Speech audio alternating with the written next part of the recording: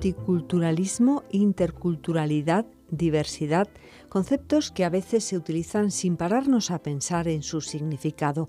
Nos acercamos a la idea y las prácticas de la interculturalidad con un antropólogo y filólogo, Günter Diez.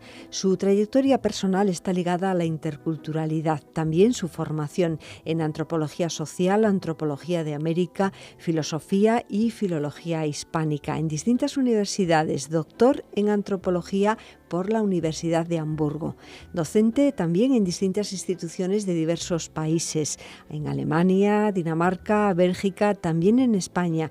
En especial recordamos su estancia en la Universidad de Granada y en la UNED es profesor del programa de doctorado en educación y en el máster universitario euro-latinoamericano en educación intercultural que dirige la profesora Teresa Aguado, coordinadora del Grupo Inter de Investigación y Formación en Educación Intercultural.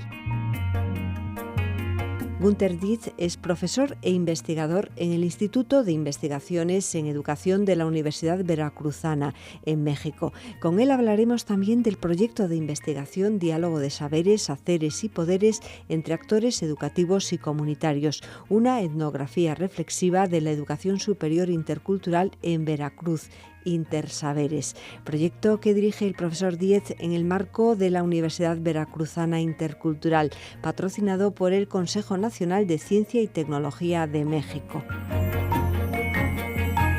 Muy buenos días, profesor. Buenos días.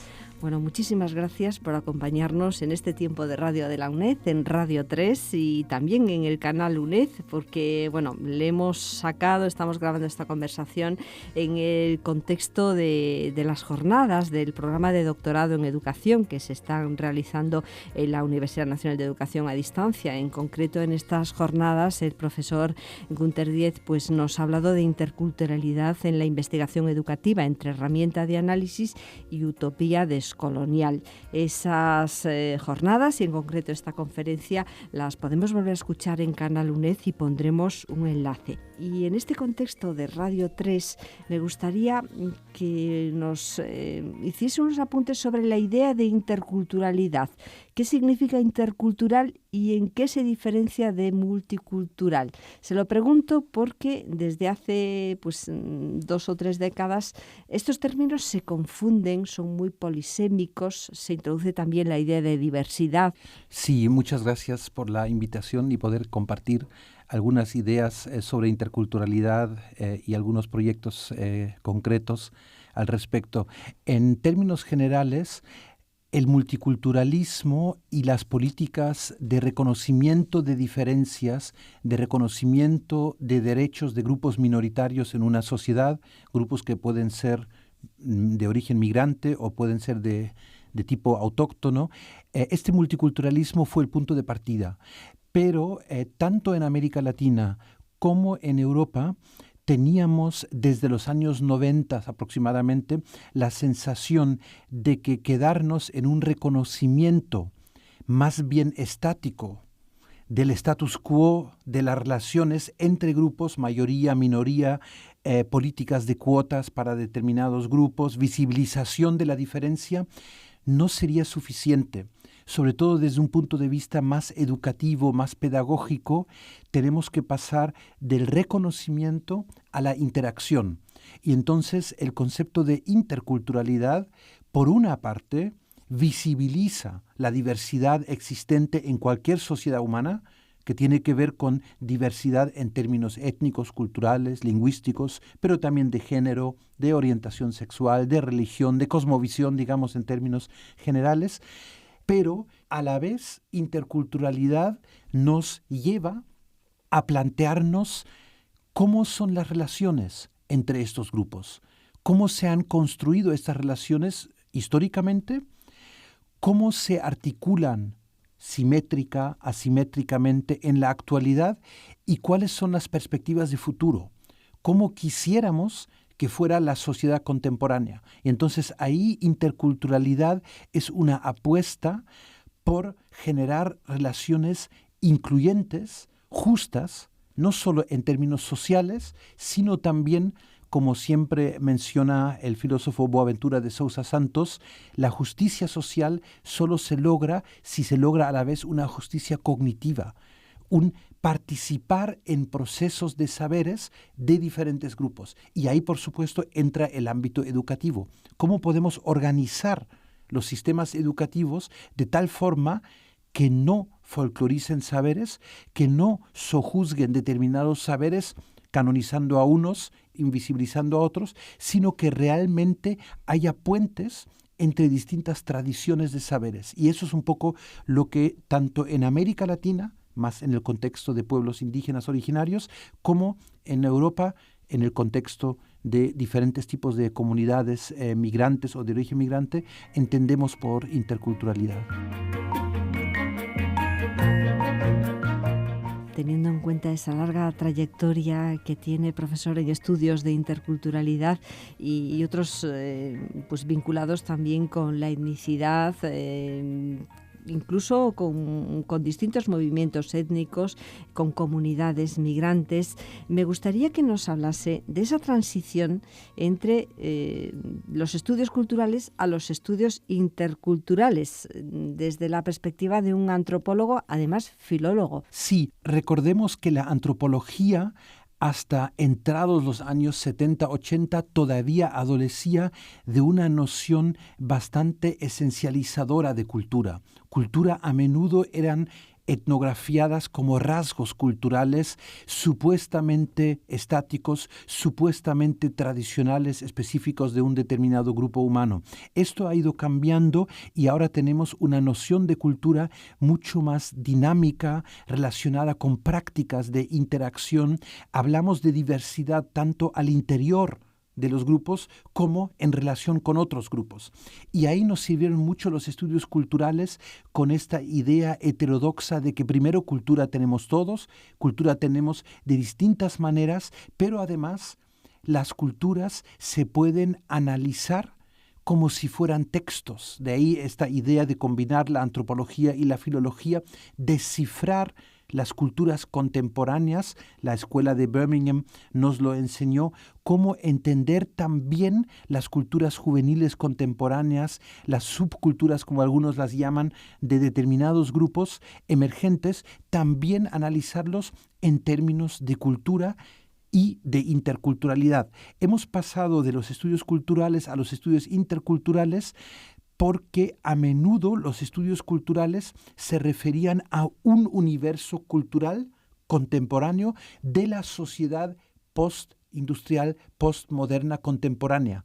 Pero desde la antropología aportábamos esta idea de que, bueno, estos son procesos históricamente relacionados y además son procesos vinculados con desigualdades y con asimetrías entre el norte global, el sur global, y entonces ahí los estudios interculturales tienen más una mirada desde la diversidad intercultural y no solo buscar la diversidad al interior de una sociedad contemporánea como puede ser el Reino Unido de hoy, la España contemporánea. Como digo, pondremos un enlace a su conferencia porque muchas de las cuestiones que estamos planteando pues se desarrollan en esa conferencia en el marco del doctorado en educación aquí en la UNED. Pero hay cuestiones que en la conferencia no hemos podido detallar, no nos ha podido, efectivamente, y además poner ejemplos prácticos. Por ejemplo, me gustaría hablar de esa universidad intercultural, pues en todas las universidades pues se están proyectando de una manera muy fuerte en ámbitos internacionales que también pues tendrían que contemplar pues esa visión intercultural. ¿Qué es lo que caracteriza a una universidad intercultural? En general, después hablaremos de la suya. Claro, tenemos que distinguir lo que es un programa específico de universidades interculturales con el contexto mexicano de transformaciones lentas pero sostenidas en todo el sistema de la educación superior a nivel global. Y en todos estos sistemas académicos nos estamos dando cuenta que el canon tradicionalmente establecido del saber y de su transmisión a través de academias especializadas, a través de las universidades y sus distintos gremios, que este canon está siendo un corset, está convirtiéndose en algo excluyente porque cada vez más en las distintas corrientes de la medicina, en las distintas vertientes del derecho, en las distintas nociones de lo que es técnica, tecnología y ni hablar de cuestiones lingüísticas y culturales, nos estamos dando cuenta que por razones históricas muchos saberes se han quedado al margen del saber canonizado académico y que cada vez más esto es un problema. En algunos casos se llama una transición de una universidad a una pluriversidad. Hay como neologismos que se van inventando y lo que queremos decir con todo esto es que el saber ya no puede estar en una torre de marfil, sino que la universidad hoy en día es un transmisor, es un nodo en toda una red de distintos saberes y la universidad no es recipiente, ni es enciclopedia, ni es torre de marfil, o sea, algo que simplemente cuida y conserva saberes, sino que enlaza distintos tipos de saberes y ahí también están los saberes haceres, los saberes prácticos que muchas culturas populares desde hace siglos conservan y que solo por no estar estructuradas según el canon occidental del saber disciplinario, por eso se han quedado fuera. Entonces, de alguna manera es un desafío académico pensar entre saberes,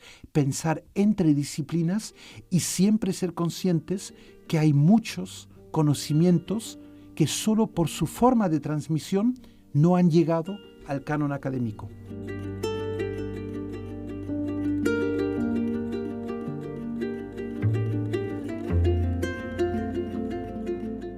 Y ya el ejemplo concreto, también nos advertía en la conferencia que no se puede hablar de un modelo. No. Pero bueno, yo le pediría que hablásemos, pues digamos, del modelo, de lo que están realizando en esa Universidad Veracruzana en el plano de la interculturalidad, porque la Universidad Veracruzana pues tiene varias décadas de trayectoria, pero desde hace relativamente poco tiempo, creo que 2005, sí, pues ponen en marcha la Universidad Intercultural Veracruzana. Me gustaría que nos hablase de esa experiencia, sí, profesor. El contexto tanto en México como en Veracruz, como también en otras regiones latinoamericanas, es la reemergencia de los pueblos indígenas como actores colectivos, como actores que inciden en la escena política y que con la aparición del Ejército Zapatista de Liberación Nacional en el año 94 en México, también reivindican el ámbito de la educación pública, institucional, oficial, como un ámbito donde tienen que estar sus saberes y donde tienen que participar los jóvenes. Entonces, aunque tradicionalmente los pueblos originarios se habían centrado en reivindicar la tierra, el territorio, el respeto a su lengua, su cultura, sus artesanías, sus artes, etc., paulatinamente, a lo largo de los años 90, hay un reclamo de que necesitamos traducir el modelo occidental de universidad y educación superior hacia nuestras necesidades como pueblos originarios. Y en México, por razones históricas que tienen que ver con la Revolución Mexicana y con la idea de mestizaje, en México se intenta evitar etiquetar a personas con términos como indígena únicamente. Y entonces la idea era, si las llamamos universidades interculturales, están abiertas a todo tipo de chicos y chicas jóvenes que quieran formarse, donde se combinan dos enfoques. Por una parte, acceso a la educación superior, sacar la universidad del monopolio de la ciudad y de las clases medias y llevarlo al campo, llevarlo a las regiones indígenas. Y por otra parte, la pertinencia cultural y lingüística de lo que estudias. ¿Es pertinente ofrecer solo carreras convencionales tipo abogacía, derecho, medicina, enfermería, etcétera? ¿O no serían pertinentes carreras que enlazan los saberes académicos profesionalizantes en determinados sectores con saberes consuetudinaria y oralmente transmitidos por las propias comunidades? Y así es como nacen estas universidades interculturales, la primera en el año 2003 en distintas regiones indígenas de México, y la novedad y la excepcionalidad del caso de Veracruz es que, a diferencia de otras regiones de México, no se crean de la nada por decreto de un determinado gobernador o gobernadora, sino que la Universidad Veracruzana ya tenía experiencia con programas de grado y posgrado con enfoque intercultural educativo, y entonces por eso se crea desde dentro de una universidad occidental canónica, digamos, la Universidad Veracruzana, se crea un programa que se convierte en la Universidad Veracruzana Intercultural. Es un programa descentralizado, se imparte solamente en estas regiones, abierto a indígenas, mestizos, criollos, quien quiera cursarlo. No se pregunta sobre la identidad de una persona, pero se promueve el uso de las lenguas originarias de cada una de las regiones dentro del currículum oficial universitario. Y además, como nos dice, pues se interrelacionan los saberes. Sí. Estaba pensando, pondremos enlaces a algunos de sus artículos que están en abierto y a su página de la Universidad Veracruzana, porque ahí podemos darnos una idea más clara de todas estas cuestiones, porque dentro de ese proyecto Intersaberes trabajan, pues antes mencionaba la carrera de abogacía, pues también en los derechos propios Exacto. de esos pueblos, o en medicina, pues en la sanidad de los pueblos originarios. Sí. Me gustaría que nos hablase un poco más de ese proyecto Intersaberes, que va más allá de una investigación, porque están trabajando en colaboración con todos los actores que forman parte de esa comunidad intercultural, Sí. donde no solamente, después también le preguntaré, no solamente se habla de las relaciones culturales, sino todo lo que está detrás, incluida la sostenibilidad, que también nos apuntaba en la conferencia. Exacto, sí.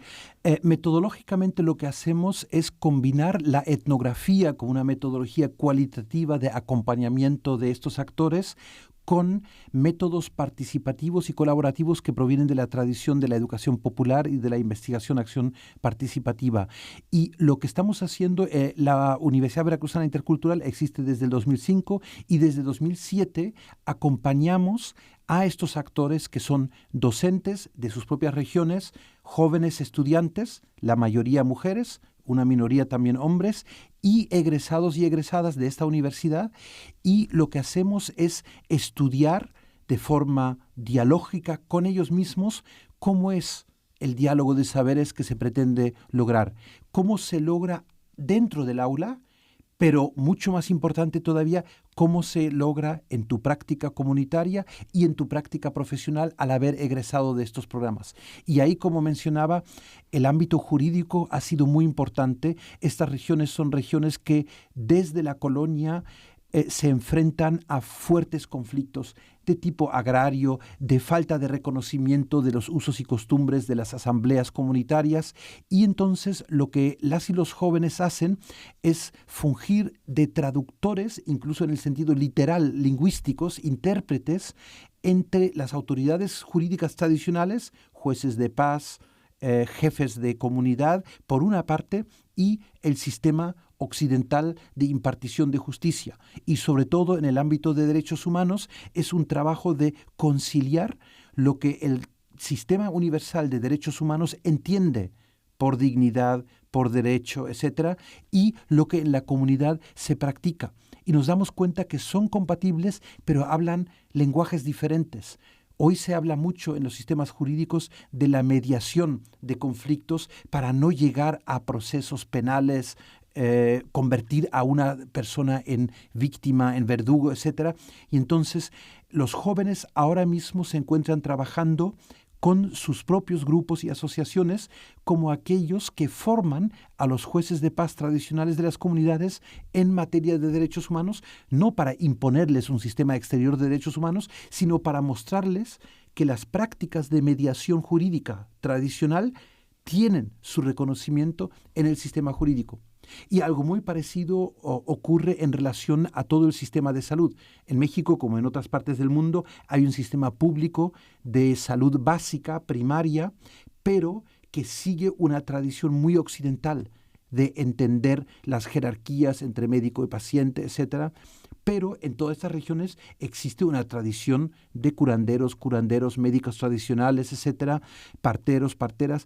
Y entonces lo que se hace nuevamente son talleres para que el sistema público de salud se abra a los sabios y las sabias de la salud comunitaria, pero a la vez que los médicos y las médicos tradicionales entiendan los procesos de diagnóstico, los procesos de curación que ocurren en un hospital rural. Entonces, así hacemos como enlaces, como vínculos y traducciones entre distintos tipos de saber. Y como usted mencionaba, el ámbito de la sustentabilidad ha crecido muchísimo en esto porque hay muchas tradiciones autóctonas, endógenas, de biotecnias adaptadas al medio ambiente, muy contextuales de cada una de las regiones, en cuestiones agrícolas, en cuestiones de pesquería, en cuestiones silvícolas, que los jóvenes ahora recuperan, pero recuperan no desde una mirada de la revolución verde, de la industrialización de la agricultura, sino al contrario, para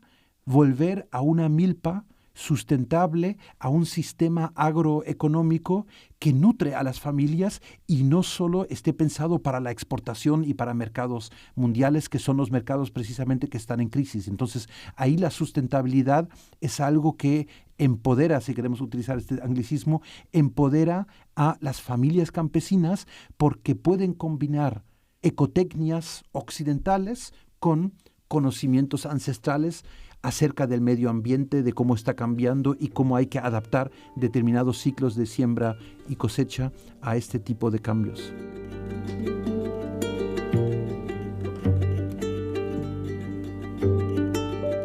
Escuchándole, profesor Günther Dietz, también recordamos intervenciones suyas en este doctorado, no solamente en esa conferencia que mencionaba, y uno de los temas que también creo que es importante, al menos aunque sea un pequeño apunte, es el tema de que, bueno, hasta hace bien poco nuestras sociedades, y todavía algunas se consideran así, se consideraban monoculturales. Y estoy ya desde este lado del charco, desde este plano más europeo, donde yo creo que este problema pues es todavía más grave, porque incluso se ha llegado a despreciar a otras culturas, a ignorarlas y hacerlas invisibles. Nos apuntaba que el recuperar las humanidades en las propias instituciones educativas nos va a ayudar también a entender esa idea de interculturalidad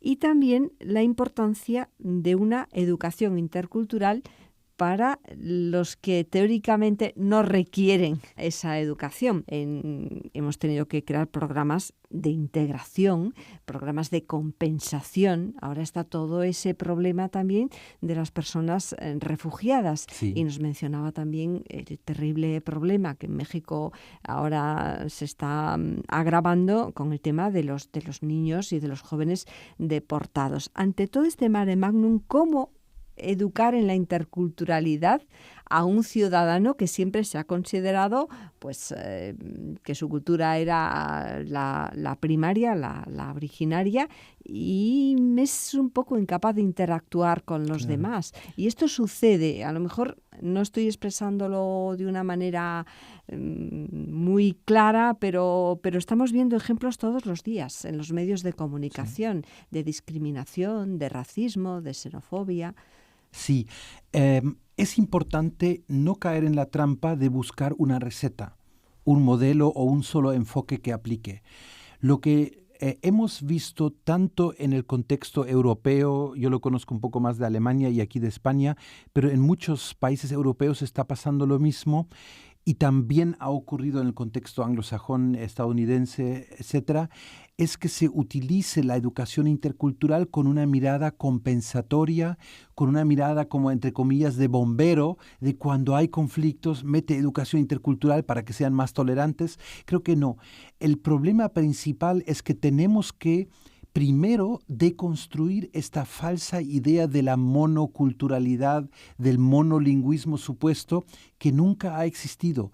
Es una ficción producto de los nacionalismos de los últimos 200 años, esta falsa idea de que la persona normal, la persona por default, tiene una sola lengua, una sola cultura, un solo territorio nacional, una sola lealtad, etcétera, etcétera.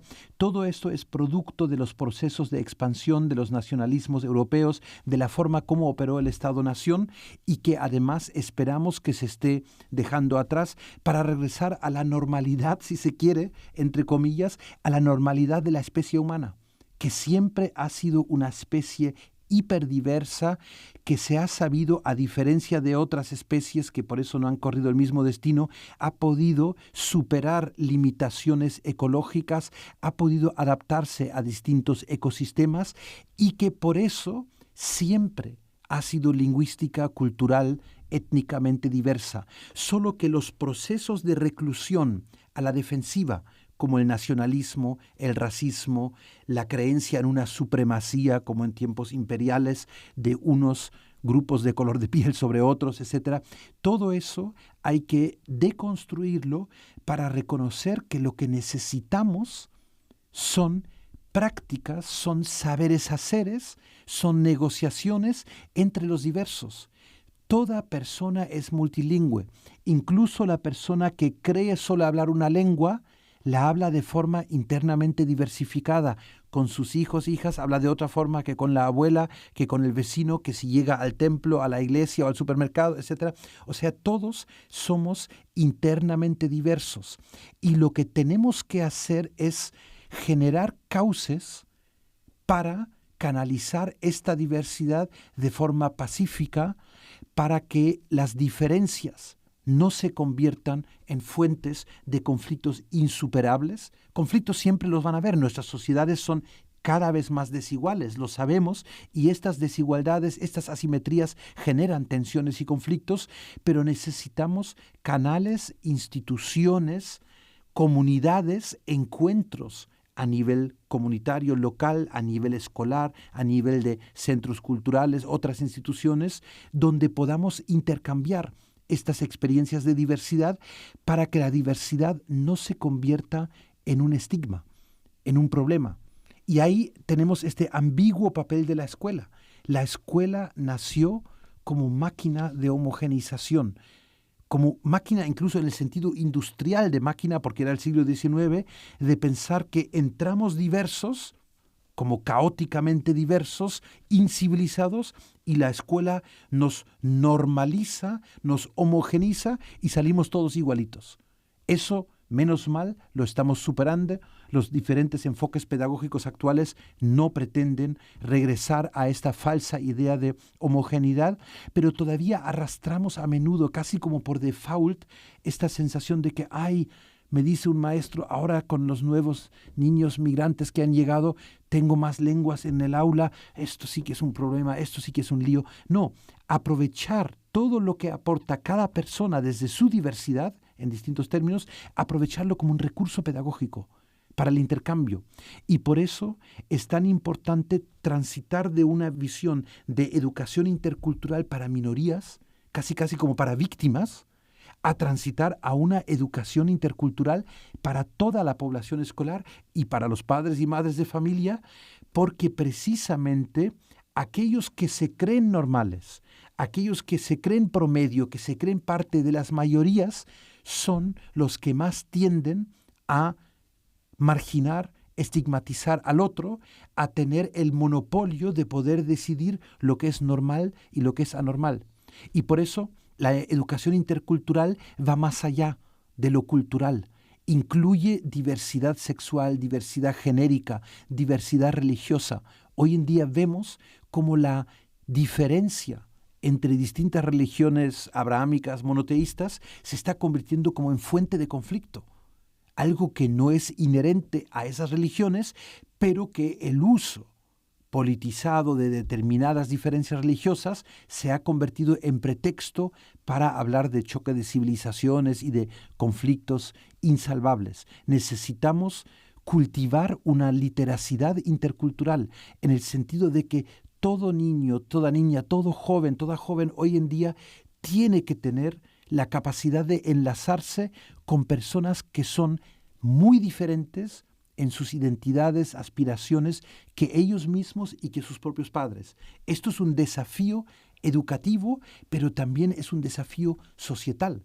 Si no lo logramos, las sociedades futuras se van a convertir en comunidades cercadas, en reinos de taifas, en guetos y autoguetos entre unos y otros, y lo que necesitamos son competencias interculturales, poder enlazarme, poder ver en cualquier interacción humana lo que tengo en común con el otro y en lo que nos diferenciamos. Y lo que nos diferenciamos a veces son circunstancias geográficas. Tú naciste musulmana, yo nací cristiano, por de dónde nacimos, pero esta cuestión no es algo inherente y no es algo que inhiba la comunicación entre unos y otros. Nos comentaba precisamente en el contexto del doctorado, pues experiencias piloto que se están desarrollando en Alemania, creo que en Hamburgo, en escuelas en donde estudiantes de distintas etnias, de distintas culturas, participan de un mismo proyecto educativo. En este caso ponía como ejemplo niños y jóvenes turcos con niños y jóvenes alemanes. Estos proyectos que, bueno, casi son como brotes verdes en un desierto confuso, porque vivimos en una sociedad compleja en donde, como nos decía antes, pues la pedagogía tiene muchas deudas pendientes y, bueno, la pedagogía y también la propia sociedad. Estos pequeños proyectos, ¿cómo se pueden traspasar o trasladar a otros contextos y cómo están funcionando? Sí, son pequeños proyectos piloto y no solo en Alemania, lo conozco también de algunos otros contextos, tanto europeos como latinoamericanos. Son proyectos en los que se pretende y se está logrando que las jerarquías, por ejemplo, entre lenguas, no se reproduzcan en los procesos de aprendizaje. Yo comentaba ayer en la conferencia de un proyecto en un contexto de inmigración en un contexto urbano de Hamburgo, donde niños alemanes de lengua alemana, lengua materna alemana, y niños de lengua turca, lengua materna turca, están aprendiendo en un currículum bilingüe donde hay momentos de predominio del alemán como lengua de instrucción y momentos de predominio del turco, y cuando luego hacemos tests estandarizados sobre niveles de competencia, nos damos cuenta que si evitas la estigmatización de la lengua turca como menor y que los alemanes deberían ser bilingües con inglés pero no con turco, etc., si evitas este tipo de jerarquías, entonces los y las niñas logran competencias similares, realmente bilingües, y estas competencias, además la lingüística aplicada lo ha mostrado en muchos contextos, son puertas de entrada a otras lenguas. Entonces, lo lógico desde la lingüística, y olvidándonos de miradas ideológicas y jerarquías, lo lógico es que en un determinado contexto, esas lenguas que por casualidad existan sean el punto de partida de un currículum bilingüe o interlingüe. No lo hacemos como padres de familia, como madres, como vecinos, no lo hacemos porque queremos que nuestra niña, nuestro niño, de la lengua materna X acceda a las lenguas jerárquicamente altas. Pero eso es falso. Lingüísticamente, la lengua del barrio, la lengua del contexto, sea la que sea, es un mundo que te abre puertas a otras lenguas. Y lo mismo lo estamos viendo con el tema religioso, con la diversidad confesional, que sé que siempre es un asunto polémico en muchos países porque se entiende la educación religiosa como una educación monoconfesional. Una persona, una religión, y tiene que saber de su religión y punto. Y eso hemos visto es falso, eso genera iliteracidad, eso genera analfabetismo en cuanto a diversidad religiosa. Entonces hay proyectos tanto en Inglaterra como en Alemania como en otros países donde se ha transitado de una educación religiosa confesional a modelos de educación interreligiosa, donde el punto de partida no es la teología, la diferencia dogmática entre religiones, sino la vivencia. ¿Tú cómo rezas? ¿Tú qué crees? ¿Qué significa para ti un santo? ¿Qué significa el símbolo de la luz que existe en todas las religiones? ¿Y con qué lo asocias? Y entonces de repente los niños en diferentes contextos comienzan a poder traducir entre sus credos religiosos supuestamente tan distantes y supuestamente fruto de fuente de conflictos, lo cual se puede evitar. Y en cuanto a su pregunta de cómo pasar de proyectos piloto, es siempre un problema cuando quieres generalizar a partir de una experiencia. La educación intercultural nos ha mostrado que el contexto a menudo es el texto con el que hay que trabajar. No es solo lo circunstancial, sino que lo que existe en el contexto, en la comunidad, en el barrio, tiene que ser fuente de una estrategia pedagógica. Entonces no se trata de sacar un modelo descontextualizándolo para exportarlo, como siempre nos dicen que imitemos el sistema educativo finlandés porque están, etcétera. Así no funciona. Tenemos que partir de los recursos culturales lingüísticos que tenemos en cada caso. Y para eso la escuela tiene que volverse mucho más abierta a los contextos en los que se ubica. Tiene que haber una porosidad, una osmosis, digamos, entre escuela y comunidad para que las lenguas, las culturas, las religiones del barrio puedan entrar a la práctica escolar. Pues con esa idea en que me recuerda lo que nos comentaba sobre la diversidad, pues concluimos, profesor, esta conversación reivindicando esa diversidad, esas diversidades, no solo ya como derechos, sino como un recurso educativo para la sociedad del siglo XXI, para el ciudadano y ciudadana del siglo XXI. Muchísimas gracias, profesor Günther Dietz, y hasta otra ocasión. Por supuesto, muchas gracias por la oportunidad y en otro momento seguimos la charla. Gracias. Gracias.